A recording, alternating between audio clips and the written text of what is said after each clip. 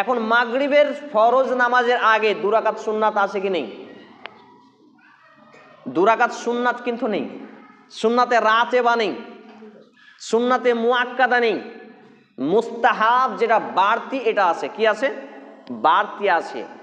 তো এই বাড়তিটা আমি আপনি মসজিদে ঢুকে আজান হওয়ার আগেই আদায় করে নিয়েছি। এখন আজান হলো যে আবার আল্লাহু আকবার বলে শুরু করলাম, তাহলে এটা কি করলাম? আমরা কিন্তু নেকি পাবো না। ইন্নামাল আমালু বিন্নিয়াত, সহিহ বুখারী হাদিস নাম্বার 1। তাহলে প্রত্যেক ইবাদত বা আমল তার নিয়তের উপরে ভর করে, নিয়তের উপর নির্ভরশীল হয়ে কি হয়? কবুল করা হয় বা সওয়াব দেওয়া হয়।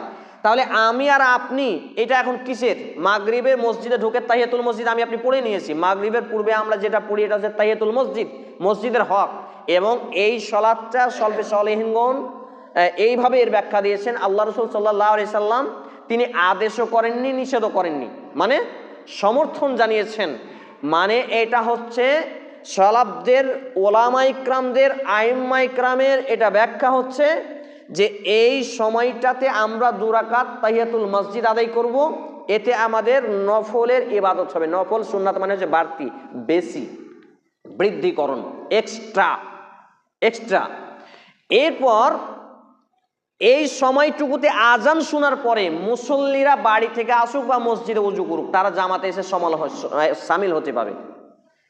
এতে আমাদের লাভ কি? সহিহ বুখারী কিতাবুল আজান 10 নম্বর পর্বে হাদিস, নবী মুহাম্মদ রাসূলুল্লাহ সাল্লাল্লাহু আলাইহি ওয়াসাল্লাম বলছেন, যদি কেউ কোনো নামাজি মুসল্লি ব্যক্তির জন্য অপেক্ষা করে এবং তাদেরকে জামাতের সাথে নিয়ে সলাত আদায় করে, তো যেই ব্যক্তি জামাতের সলাত আদায় করলো সে 25 বা 27 গুণ বেশি সওয়াব পেল। বলা যাবে না সুবহানাল্লাহ? এবং যারা তার জন্য অপেক্ষা করছে, মানে আমি ধরেন ওযু করছি, আপনি বললেন যে হাবিবুল্লাহ সাহেব আছে 2 মিনিট দাঁড়ান, ব্যক্তি চিনে নয় যে ওই আছে বলে, যে কারো জন্য সময় আছে, সময় পেরিয়ে গেছে 2 মিনিট, তারপরে একটু ওয়েটিং করেন। সময়ের আগে সলাৎ শুরু করা যাবে না, তবে সময়ের লেট করে সলাৎ শুরু করা যায়। 1 মিনিট 2 মিনিট এইগুলো কোনো ফ্যাক্টর আছে না। এরপরে এই ব্যক্তিটা, এখানে কিন্তু প্রচুর ডিস্টার্ব হচ্ছে আমার, যে আসা যাওয়া এটা সেটাতে আলোচনাতে আমার প্রচুর ব্যাঘাত ঘটে, মানে মনোযোগ সেই দিকে চলে যায়, আমি লাইন ভুলে যাই, এটা আমার সমস্যা। তো যার জন্য বসে স্থিরতার সাথে আলোচনা শুনতে হবে। তো যে বিষয়টা বলছিলাম,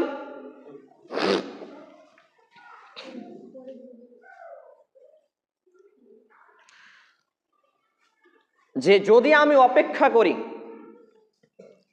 এই দরজাটা বন্ধ করো দিয়ে চুপচাপ বসো তো।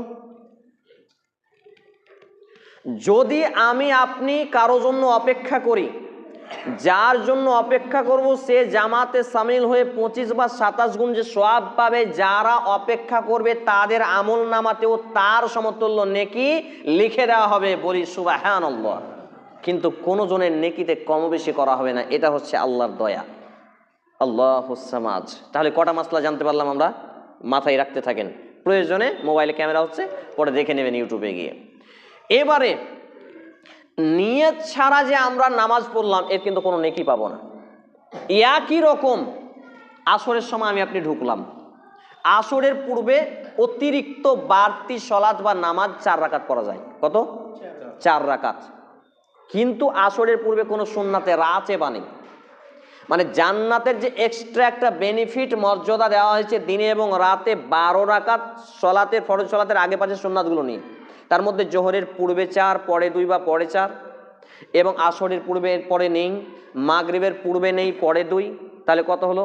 8, এবং এশার পূর্বে 2, 10, এবং পরে 2, 12। এই 12 রাকাত সলাতের জন্য কেউ যদি হেফাজত করে এক্সট্রা, এটা হচ্ছে সুন্নাতে রাতে বা, তাহলে তার জন্য আল্লাহ তাআলা জান্নাতে একটি ঘর নির্মাণ করেন। বলি সুবহানাল্লাহ। এরপরে কিন্তু আসরের পূর্বে আমি আপনি ঢুকে গেলাম মসজিদে, এসে দেখছি সময় আছে, আজান হলো, ইমাম সাহেব হয়তো তাহিয়াতুল মসজিদ পড়ছে, আমি এবং আপনি এখন কি করে শুরু করব? আল্লাহু আকবার বলে শুরু করে দিলাম। কিসের নিয়তে করলাম?